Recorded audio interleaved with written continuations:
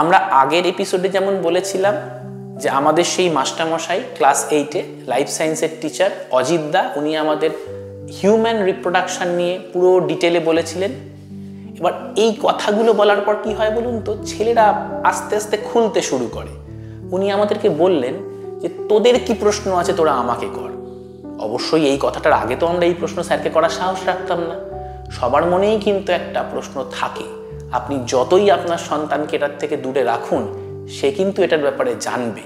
অজিত দা আমাদের যখন পুরো হিউম্যান রিপ্রোডাকশনটা গুছিয়ে বললেন, তারপর উনি বললেন কি কি প্রশ্ন আছে তোরা বল। তো আমারই এক বন্ধু, আমি আর নাম নিচ্ছি না, সে এখন খুব বড় ইঞ্জিনিয়ার, সে উঠে দাঁড়িয়ে একটু ইতস্তত করে বলল, অজিত দা মেনস্ট্রুয়েশন জিনিসটা কি? অবশ্যই এই যে পিরিয়ড বা মেনস্ট্রুয়েশন, এই সম্বন্ধে বাচ্চা প্রশ্ন করলে আমরাও একটু ইতস্তত হয়ে পড়ি। টিভিতে যখন একটা স্যানিটারি ন্যাপকিনের অ্যাড হয় না, দেখবেন বাবা মা একটু যেন নড়ে চড়ে বসে, মানে একটু অস্বস্তিতে পড়ে।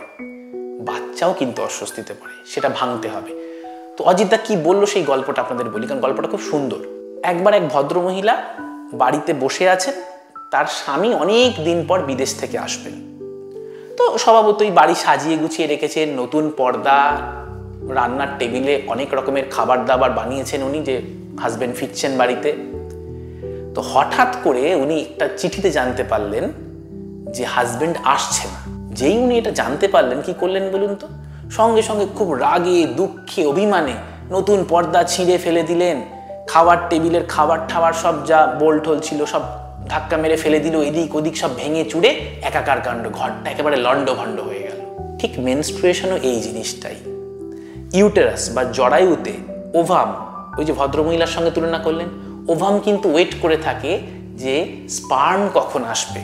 প্রত্যেকটা সাইকেলেই কিন্তু সে ঘর সাজিয়ে সব রেডি করে বসে থাকে স্পার্ম আসবে, কিন্তু আসে না।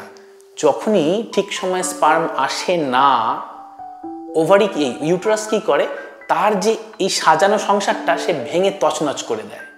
তখনই সেটা ব্লিডিং হিসেবে বেরিয়ে আসে, যেটাকে আমরা মেনস্ট্রুয়েশন, মাসিক বা পিরিয়ড বলে ডাকি। বলুন তো এর থেকে সহজভাবে নিজের ছোট ছেলেটাকে ক্লাস 7-8-এ মেনস্ট্রুয়েশন কি বোঝানো সম্ভব? মাঝে মাঝে আমি অবাক হয়ে যাই, কি অদ্ভুত চরিত্র ছিল এই ধরনের মাস্টারমশাইরা। পর্বটা ডিটেল জানতে হলে আমাদের নেক্সট ভিডিও দেখতে পারেন।